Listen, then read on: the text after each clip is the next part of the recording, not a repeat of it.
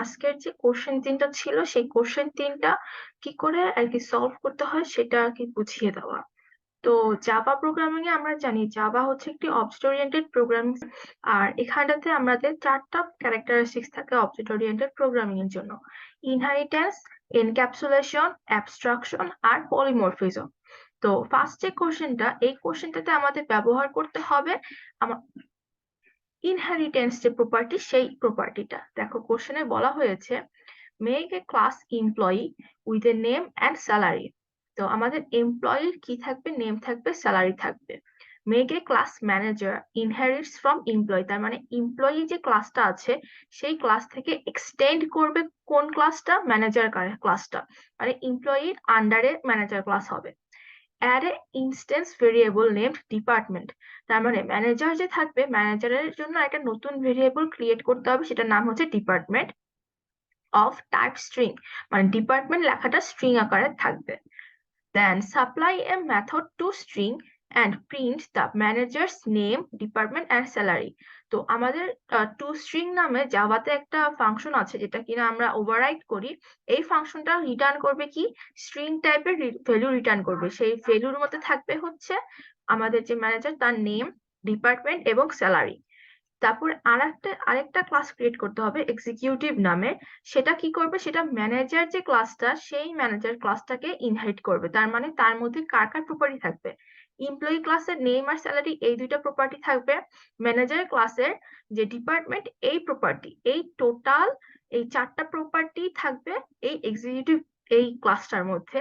তারপর supply appropriate to string method for all classes, supply a test program that test these classes and methods. আমাদের employee, manager এবং executive, আমরা চাইলে এই তিনটা ক্লাসের জন্য আলাদা আলাদা 3টা ফাইল ক্রিয়েট করতে পারি। অথবা আমরা যে মেইন ক্লাসটা বানাবো সেই ক্লাসের উপরে সেই ক্লাসগুলোকে রাখতে পারি। তো জাভাতে জাভাতে হচ্ছে দেখো, ফার্স্টে হলো আমরা একটা ক্লাস বানালাম, এমপ্লয়ি ক্লাস। দেন হলো আমাদের ম্যানেজার ক্লাস, আর হলো এক্সিকিউটিভ ক্লাস। এবং আমরা সবগুলা এই আমাদের ফাইল, আচ্ছা এটা খুব ইম্পর্টেন্ট জিনিস, যেটা হচ্ছে আমাদের ফাইলের যে নাম, ফাইলটা যে নামে যে ক্লাসটার মধ্যে আমরা মেইন ফাংশনটাকে রাখবো, সেই মেইন ফাংশনটা রাখা যে ক্লাসটার নাম যেটা, সেই নামটার নাম সহ নাম যা লিখবো তাই হবে আমার ফাইলের নাম।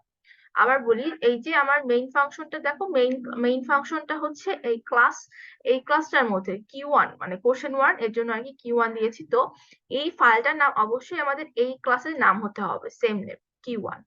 আচ্ছা, তো আমাদের প্রথমে হলো এমপ্লয়ি নামে একটা ক্লাস বানাতে হবে, যেটা হচ্ছে দুইটা প্যারামিটার থাকবে, একটা হচ্ছে দুইটা ভ্যালু থাকবে, সেটা হচ্ছে নেম এবং স্যালারি। তো এমপ্লয়ি নামের যে ক্লাস, সেটা দেখো এই যে নেম, এমপ্লয়ি নেম আছে এবং স্যালারি আছে। নেমটা হচ্ছে স্ট্রিং টাইপ এবং স্যালারি হচ্ছে ডাবল টাইপ, এবং দুইটাই প্রাইভেট করে দিয়েছি। এখানে আমরা এনক্যাপসুলেশনটা সিস্টেম ব্যবহার করব যদি আমাদের এগুলো ভ্যালুগুলো নেওয়া লাগে সেক্ষেত্রে। তো এখন দেখো, এমপ্লয়ি ক্রিয়েট করতে হলে এমপ্লয়ির জন্য একটা কনস্ট্রাক্টর ক্রিয়েট নিয়েছি। এই যে ক্লাসের নাম, সেম নামে যদি আমরা কোনো ফাংশন ক্রিয়েট করি এবং তাতে প্যারামিটার অ্যাড করে দিই, এই রকম ফাংশনকে বলা হয় হচ্ছে কনস্ট্রাক্টর। যে ক্লাসের নামের জন্য সেম ক্লাসের নামে হচ্ছে এই কনস্ট্রাক্টরের নাম।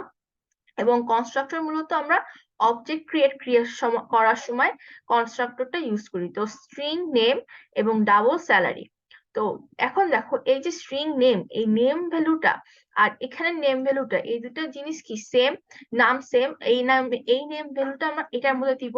তো যাতে বুঝতে সুবিধা হয় সেজন্য আমরা দিস ডট নেম লিখেছি, যার মানে হচ্ছে আমরা এই ক্লাসের যে ভেরিয়েবলটা, নেম নামের যে ভেরিয়েবলটা, এই ভেরিয়েবলটার মধ্যে আমরা এই নেমের ভ্যালুটাকে পুট করব।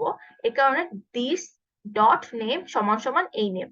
আমরা এখানে যদি নেম না দিয়ে আমরা যদি এন ও লিখতাম, সেক্ষেত্রে হচ্ছে আমার এখানটাতে এন লিখতে হতো, তখন হচ্ছে আমার দিস আর কি লেখা লাগতো না।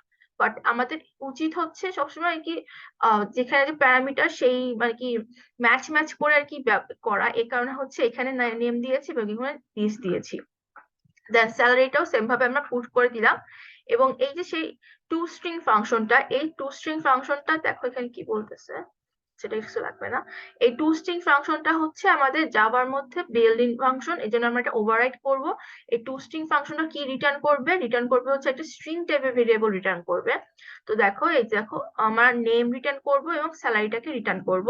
তো রিটার্ন করার সিস্টেম হচ্ছে এই যে কোটেশনের মধ্যে যে ফিল্ড হচ্ছে সেই নাম আমরা যে দিতে যাচ্ছি সেটা ভেরিয়েবলের নেম, আবার হচ্ছে আবার একটা যেটা দিব সেটার জন্য আর ওই স্যালারির ভেরিয়েবলের নেমটা দিতাম। এটা গেল এমপ্লয়ির জন্য। এখন এমপ্লয়ি ম্যানেজার হচ্ছে একজন এমপ্লয়ি, তার মানে আমাদের যে এমপ্লয়ি যে ক্লাসটা, আমাদের এমপ্লয়ি ক্লাসটা আমি আঁকাই দেখায়। এই যে আমাদের এমপ্লয়ি ক্লাসকে এক্সটেন্ড করছে ম্যানেজার, এবং ম্যানেজার ক্লাসকে এক্সটেন্ড করবে হলো আমাদের কে বলতো? এক্সিকিউটিভ।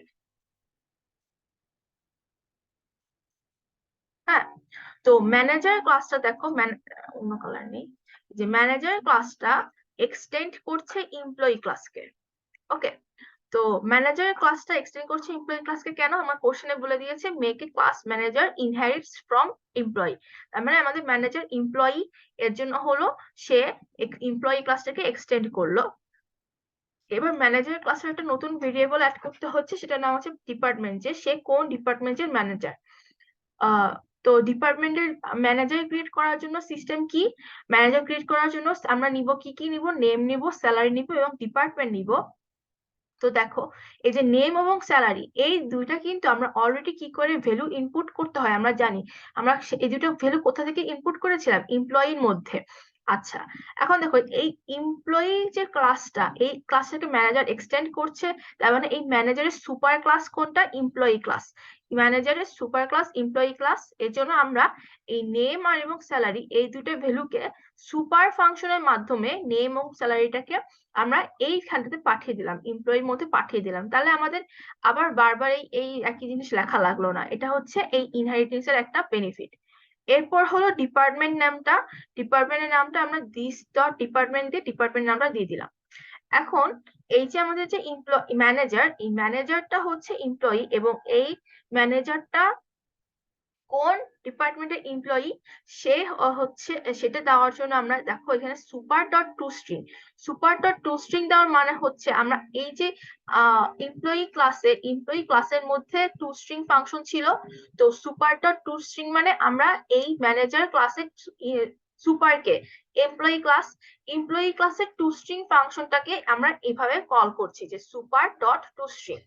তারপরে আমরা হচ্ছে ডিপার্টমেন্টের নামটা এখানে প্রিন্ট করে দিব। এবং পরের প্যারায় দেখো এখানে বলছে হচ্ছে make a class executive inherits from manager. তাহলে ম্যানেজার ক্লাসটাকে ইনহাইট করবে কোন ক্লাস? এক্সিকিউটিভ ক্লাসটা। তার মানে ম্যানেজারকে এক্সটেন্ড করবে executive. Supply appropriate to string method. আচ্ছা, তো এক্সিকিউটিভ এক্সটেন্ডস ম্যানেজার। তো এক্সিকিউটিভের মধ্যে কি থাকছে? Name, salary, department. আমরা ডিপার্টমেন্টটাও নিচ্ছি। এখন এই এক্সিকিউটিভও কি করতে পারে? সেও তো একটা এমপ্লয়ি। তো এই এক্সিকিউটিভ যে কি বলে ক্লাসটা, এই ক্লাসের মধ্যে কি নিচ্ছে আমরা?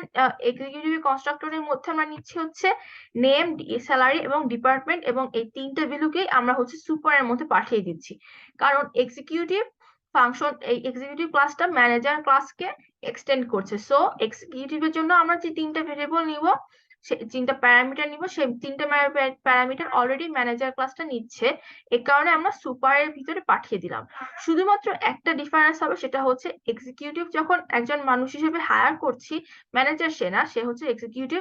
তো তার জন্য টু স্ট্রিং এ আমরা এখানে শুধুমাত্র এক্সিকিউটিভটা লিখে দিলাম, যে আমাদের এই যে নতুন যে একজন ক্লাসের মধ্যে আর কি, নতুন যে ক্লাসটা এক্সিকিউটিভ ক্লাস, এ হবে ম্যানেজারের এক্সটেন্ডেড ভার্সন, এবং তার মধ্যে একটা নতুন একটা নামের একটা অ্যাট্রিবিউট থাকবে, সেটা হচ্ছে এক্সিকিউটিভ। সে হবে এক্সিকিউটিভ আকারে আমাদের এই এমপ্লয়ি হিসেবে জয়েন করেছে।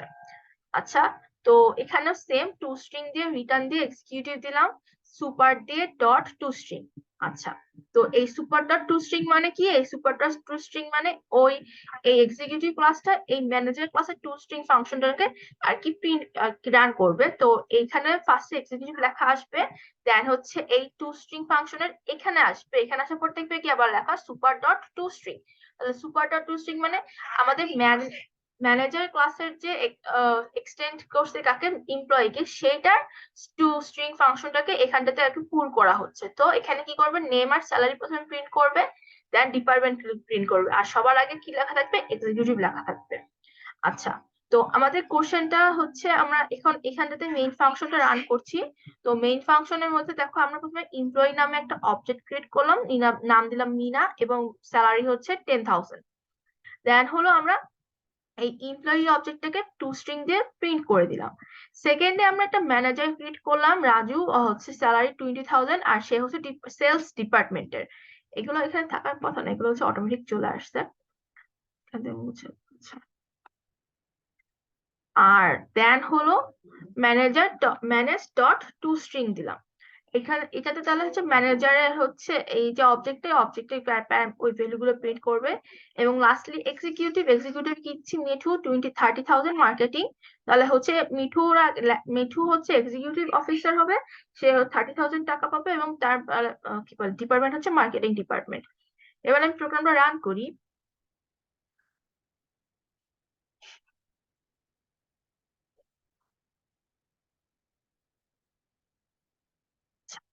এখন এখানে লেখা আসছে প্রথমে নেম মিনা, স্যালারি 10,000, দেন রাজু স্যালারি আর হচ্ছে ডিপার্টমেন্ট প্রিন্ট হয়েছে, এবং লাস্টে মিঠু যে সেটা হচ্ছে এক্সিকিউটিভ আকারে।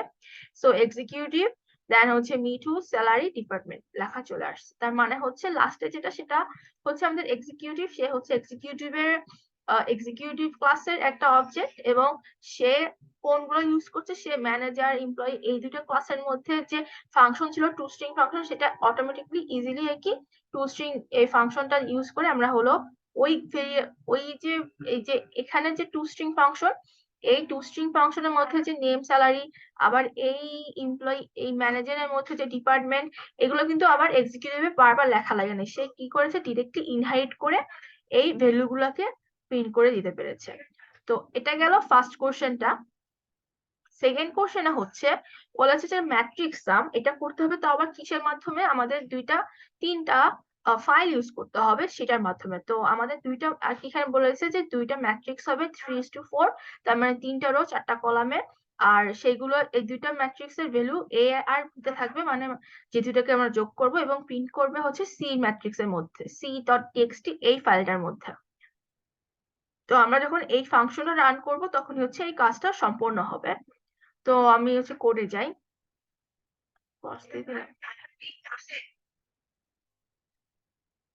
আচ্ছা, কোশ্চেন 2টা যেহেতু অনেকগুলো ফাইল আছে, এই কারণে হচ্ছে আমি এটাকে আলাদা একটা ফোল্ডারের মধ্যে নিলাম। এটা হচ্ছে আমি এটা ডিলিট করে দিই। আচ্ছা, তো এই দেখো আমাদের মেইন ফাংশন যেটা, মেইন মেইন ফাংশনের মধ্যে হলো এই যে কোশ্চেনটা, মেইন ফাংশনটার মধ্যে আমি রেকর্ড করছি। মেইন ফাংশনটা হচ্ছে ম্যাট্রিক্স সাম ডট জাভা, হচ্ছে মেইন ফাংশনটা হচ্ছে ম্যাট্রিক্স সাম এইটার মধ্যে।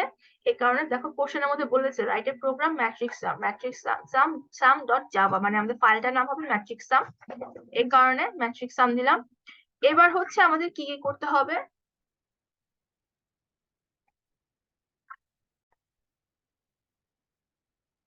আচ্ছা, তো ম্যাট্রিক্স সাম যেটা, ম্যাট্রিক্স সামের মধ্যে হলো আমার আমাদের যে দুইটা কি ছিল, দুইটা টেক্সট ফাইল, সেই দুটো টেক্সট ফাইলকে আমাদের রিড করতে হবে।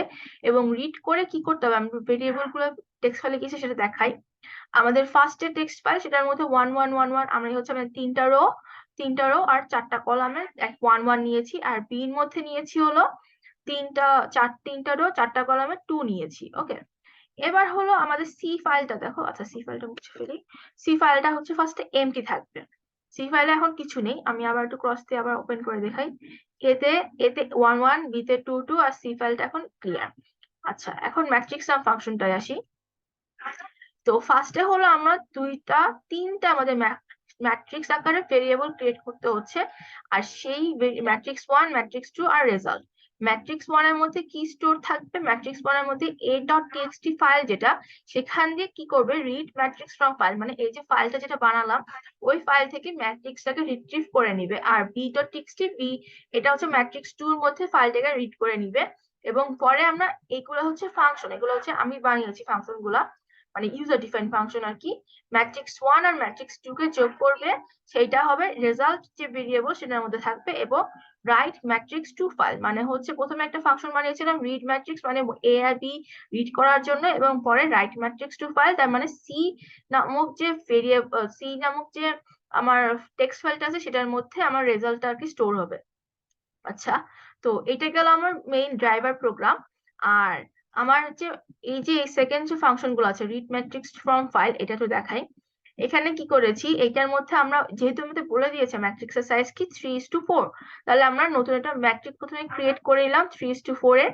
এখন হচ্ছে আমাদের দেখো এখানে প্যারামিটার আকারে কি পাঠিয়েছি, আমাদের ফাইলের নাম্বারটা পাঠিয়েছি, মানে ফাইলের নেমটা পাঠিয়েছি, তো স্ট্রিং ফাইল নেম পাঠিয়ে দিলাম। এখন হলো ফার্স্টে আমাদের বাফার রিডার ইউজ করব কিসের কারণে, বাফার রিডার দিয়ে আমরা হচ্ছে ফাইল রিড করব এই কারণে।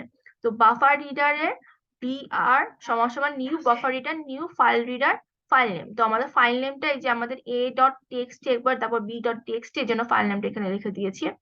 দেন নিউ বাফার রিডার, মানে বাফার রিডার একটা বাফার রিডার যে ক্লাসটা আছে সেই ক্লাসের মধ্যে আবার ফাইল রিডারের যে আরেকটা ফাংশন আছে সেটা আর কি ইউজ করবো, সেটা হচ্ছে ফাইলটা রিড করবে। দেন হচ্ছে এই ফাংশনটা রান করছি ফর i সমান 0 i লেস দেন 3, তার মানে রো হচ্ছে আমাদের 3টা, এ কারণে স্ট্রিং লাইন প্রথম আমাদের যে ফাইলের মধ্যে যে ভেরিয়েবল গুলো থাকে, ভ্যালু গুলো থাকে, সেগুলো সবসময় স্ট্রিং আকারে থাকে। তো আমাদের এই স্ট্রিং আকারের ভ্যালুটাকে আমাদের প্রথমে ভেঙে নাম্বারে কনভার্ট করতে হবে, কারণ কি আমরা এখানে সাম করছি এই কারণে। তো এখানে দেখো স্ট্রিং লাইন সমান সমান বিআর মানে হচ্ছে buffer reader dot read line. আমরা প্রত্যেকটা লাইন পড়বো এবং স্প্লিট করব যখনই যখনই আমরা এখানে স্পেস পাবো। তো দেখো এই যে ফার্স্টে এটা এখানে হচ্ছে স্পেস পাবে, এই স্পেস পাইলেও একটা স্পেস। তো সবার এখানে বলে দিছে যে, দেখো কোশ্চেনে বলে দিয়েছে যে question read the input which of write the sum of two matrix. আচ্ছা, মানে আমাদের মূলত হচ্ছে একটা স্পেস না দিলে তো আসলে নাম্বার গুলো সব একসাথে থাকবে, তো ওইটা তো করা পসিবল না, যে নাম্বার গুলো বোঝানোর জন্য একটা একটা করে স্পেস দেওয়া হয়েছে। ঠিক আছে, দেন হলো এই স্পেস যখনই পাবে তখনই হচ্ছে রিড লাইনটাতে স্প্লিট করবে, যে স্প্লিট করার পরে হচ্ছে সেগুলোকে হলো এই যে ম্যাট্রিক্সটা সেই ম্যাট্রিক্সের ইসের মধ্যে পাঠায় দিবে, যে রোর মধ্যে পাঠিয়ে দিয়েছে পার্স ইন্ট, মানে আমরা স্ট্রিংটাকে আর কি সে কনভার্ট করছি ইন্টিজারে কনভার্ট করে আমরা হচ্ছে লাইন ওইগুলোকে লাইন টু লাইন আমাদের ম্যাট্রিক্স এর মধ্যে বসাই দিচ্ছি। ম্যাট্রিক্সের আই আর জে, তাহলে প্রথম আই সমান সমান যখন 0 হবে তখন জে হবে 0 থেকে শুরু করে 3 পর্যন্ত, তাহলে 0 1 2 3, তাহলে ছোট 4টা আসবে। তো যখনই হচ্ছে প্রথমে এই লাইনটা পাবে, এই লাইনটা পাওয়ার সাথে সাথে কি করবে, যখনই 1 পাবে তার মানে ফার্স্টের এই 1টা পাবে, 1টা পাওয়ার পরে যখন এই স্পেসটা পাবে তখনই স্প্লিট করবে। স্প্লিট করার পরে ওই লাইনের ওইতম ইন্ডেক্সে, মানে লাইনের এই যে 0তম, এটা কত নম্বর ইন্ডেক্স, 0 0 ইন্ডেক্সে, 0 0 এই যে 0 0 ইন্ডেক্সে এই যে এই লাইনের যে যেতম ইন্ডেক্সের যে ভ্যালুটা সেইটাকে বসায় দিল ইন্টিজারে কনভার্ট করে। তো প্রত্যেকবার হচ্ছে এরকম ভাবে যাবে, আর পরপর হলো তারপর হচ্ছে এক এক করে আর কি ভ্যালু গুলোকে নিয়ে হলো আমাদের এই ম্যাট্রিক্স আই যে যেটা এটা ক্রিয়েট করে সেটাকে হলো ম্যাট্রিক্স 1 এই ভেরিয়েবলের মধ্যে পাঠিয়ে দিবে, এই অ্যারেটার মধ্যে পাঠিয়ে দিবে। আবার যখন 2 নাম্বার বি ডট টেক্সট আসবে তখনও সেম, যে ফাইলটাকে প্রথমে রিড করবে, আর রিড করার সময় একটা নতুন ভেরিয়েবল বানালাম ম্যাট্রিক্স নামে, সেটাকে রিড করার পরে 3:4, তার মানে প্রথমে 3টা রোর জন্য 4টা কলামের জন্য আমাদের প্রত্যেকবার যখন এরকম স্পেস পাবে তখনই হচ্ছে ওই ভ্যালুটাকে ম্যাট্রিক্সের অততম 0, প্রথমে 0 1, তারপর 0 2, 0 0 0 1 0 2, এভাবে আর কি ভ্যালু গুলোকে বসাই দিবে। আর যদি এগুলো যদি তোমার হচ্ছে প্রবলেম থাকে তখন হচ্ছে ইরর যদি থাকে, যেমন মনে করো আমার এখানটাতে একটা বেশি একটা ভ্যালু আছে, তখন হচ্ছে লাস্টের ভ্যালুটা কাউন্ট হবে না, বা এরকম যদি কখনো ইরর থাকে বা রিড করতে সমস্যা হচ্ছে সেক্ষেত্রে তখন হচ্ছে ইরর দেখাবে, ইরর ইন রিডিং ফাইল। তার মানে যদি ব্ল্যাঙ্ক থাকে বা ফাইলটা ক্রিয়েট করা না থাকে সেক্ষেত্রে। তো এইটা হলো আমার রিড করার জন্য যে দুইটা ভেরিয়েবল গুলো থেকে আমরা রিড করে নিলাম। এরপর হলো রিটার্ন ম্যাট্রিক্স, তার মানে হচ্ছে এই ম্যাট্রিক্সটাকে আমরা এই ম্যাট্রিক্স 1 এর মধ্যে পাঠিয়ে দিলাম। আমরা এখানে 1 না দিয়ে ম্যাট্রিক্স এ ও লিখতে পারি, সমস্যা নাই। দেন ম্যাট্রিক্স 2 এর মধ্যে বি থেকে রিড করে পাঠিয়ে দিল। এবার রেজাল্টের মধ্যে অ্যাড ম্যাট্রিক্স, তো আমরা নর্মাল যে তোমার ম্যাট্রিক্স সামেশন আমরা করে আসছি সেটা সেটা হবে যে ম্যাট্রিক্স 1 আর ম্যাট্রিক্স 2 দুইটার ভ্যালুকে পাঠালাম, পাঠানোর পরে হচ্ছে এই ম্যাট্রিক্স 1 আর ম্যাট্রিক্স 2 এর ভ্যালু গুলোকে প্রত্যেকটা রো কলামের জন্য যোগ করে বসাই দিলাম। এটা সি তে করার কথা।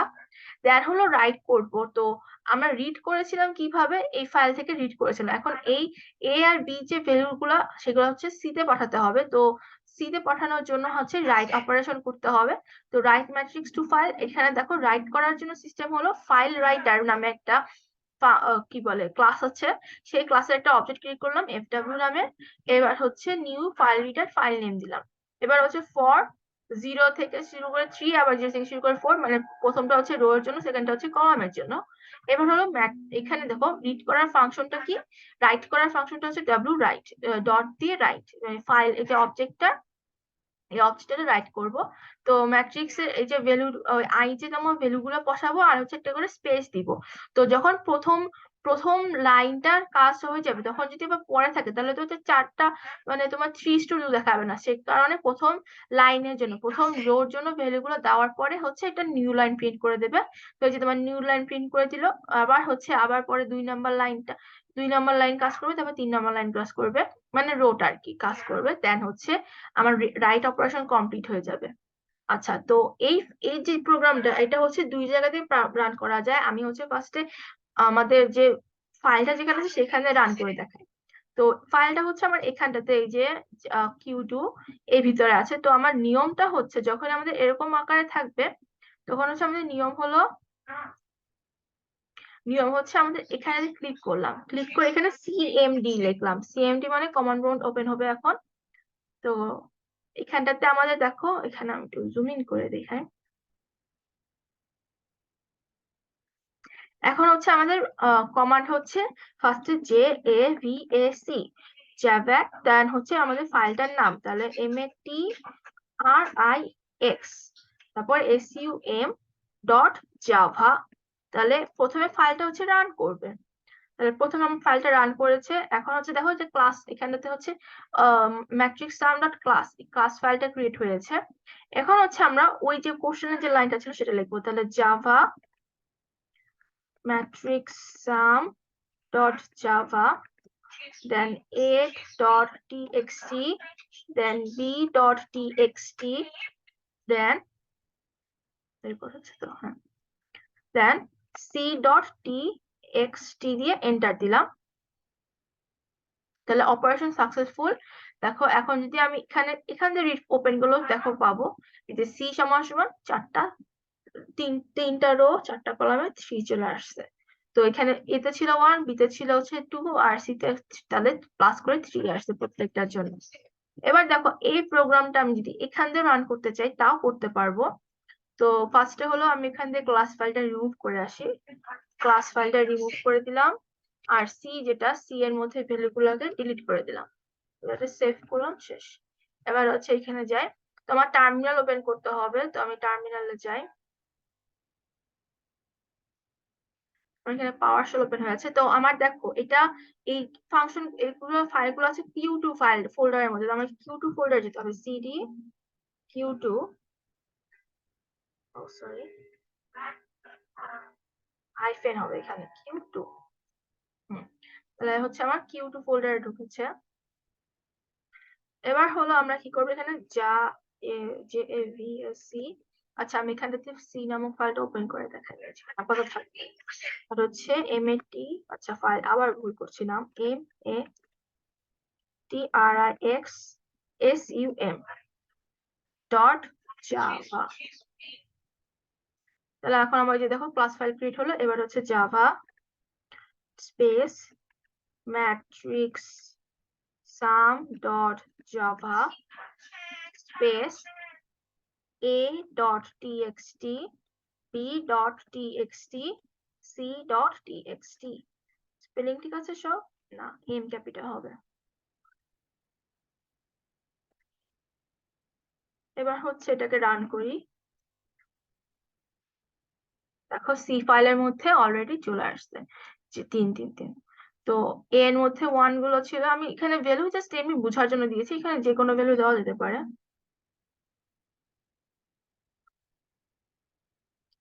বোঝার জন্য যে সাম গুলো ঠিক মতো আসছে। এবার যদি রান করা হয় সেম কাজ হবে। সি কই, সির মধ্যে সামশনটা চলে আসছে। 1 আর 2 হচ্ছে 3, 1 আর 3 হচ্ছে 4, হ্যাঁ সবগুলো এভাবে চলে আসছে। আচ্ছা, তো এটা গেল হচ্ছে 2 নাম্বারটা। আর লাস্ট কোশ্চেনটা আরো এটা হচ্ছে এটা হচ্ছে অন্য টাইপ, সেটা হচ্ছে এক্সেপশন হ্যান্ডলিং করতে হবে এই কোশ্চেনটাতে।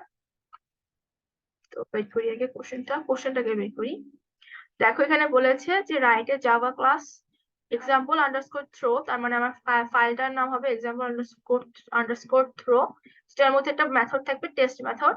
এটা কি করবে, শুধুমাত্র ইন্টিজার প্যারামিটার নিয়ে কাজ করবে। ওকে, তো ডিক্লেয়ার টু এক্সেপশনস exp1 এবং exp2 using the throes keyword, মানে আমাদের এক্সেপশন ক্রিয়েট করতে বলছে which will be activated depending on the value of the integer parameter। তার মানে আমরা ইন্টিজার ভ্যালু যাই দিই না কেন, সেটা প্যারামিটারের উপর ডিপেন্ড করে হচ্ছে আমার এক্সেপশনটাকে থ্রো করবে। তো এরপরে বলছে যে then in the main function within the exception handle class the exception throw will are handled by the catch block। তার মানে আমরা ট্রাই ক্যাচ ব্লক আর কি ব্যবহার করতে হবে। তো এটা কি করে করব, দেখো আমরা হলো ফার্স্টে আগে হচ্ছে আমি উপরে একটা ফাংশন দেখাই যে এক্সাম্পল আন্ডারস্কোর থ্রো। এই ক্লাসের মধ্যে একটা টেস্ট মেথড থাকবে, সেই মেথডটা একটা ইন্টিজার ভ্যালু নিবে এবং কি কি থ্রো করবে, exception1 এবং exception2 থ্রো করবে। এখন আমি এখানে করেছি কি, এক্স এর ভ্যালু যদি 0 থেকে কম হয় তখন হচ্ছে exception1 টাকে থ্রো করবে, আর যদি 0 থেকে বড় হয় তখন exception2 কে থ্রো করবে। এবং যদি না হয় তাহলে সেক্ষেত্রে কি, অবশ্যই জিরোর ভ্যালু, তার মানে এক্স ইজ 0 এটা প্রিন্ট করে দিবে। তো এখন exception1 এক্সটেন্ড করবে এক্সেপশন, তারপর হলো এই যে সুপার, এই যেহেতু এটা একটা এক্সেপশন এই জন্য exception1 নামে একটা ক্লাস বানানো, সেটা এক্সটেন্ড করছে এক্সেপশনটিকে এবং পাবলিক exception1 স্ট্রিং মেসেজ, তার মানে এই যে মেসেজটা, ওই মেসেজটাকে হচ্ছে পাবলিক প্রিন্ট করে দিবে। ওকে, তারপর সেম exception2 এর ক্ষেত্রেও সেম, যে এক্সেপশন ক্লাসটাকে এক্সটেন্ড করার পরে এই যে এই ফাংশনটার মাধ্যমে, ফাংশন বলতে কি এটা হচ্ছে তোমার কনস্ট্রাক্টরের মধ্যে মেসেজটাকে নিবে এবং হচ্ছে সুপার মেসেজ, তার মানে মেসেজটাকে কি প্রিন্ট করে দিবে। আচ্ছা, তো ক্লাস এক্সেপশন হ্যান্ডেল, এটার মধ্যে হলো আমরা এই যে এক্সেপশন থ্রো ক্লাসের জন্য একটা অবজেক্ট বানালাম এক্সাম্পল। এবার হচ্ছে ভ্যালু দিলাম -1। তো যখন আমরা -1 পাঠাবো তাহলে -1টা কি, -1 হচ্ছে একটা 0 থেকে লেস ভ্যালু। সো তাহলে আমাদের এক্সেপশন কোনটা প্রিন্ট করবে, exception1 থ্রোন এটা প্রিন্ট করবে। দেখাই, এই যে exception1 থ্রোন। আচ্ছা, তো আমরা চাইলে এখানে আরো অন্য কিছু লিখতে পারি, আমরা এখানে \n দিয়ে দিই, তাহলে হচ্ছে লাইনটা একটু নিচে নিচে দেখাবে, বোঝা যায় না।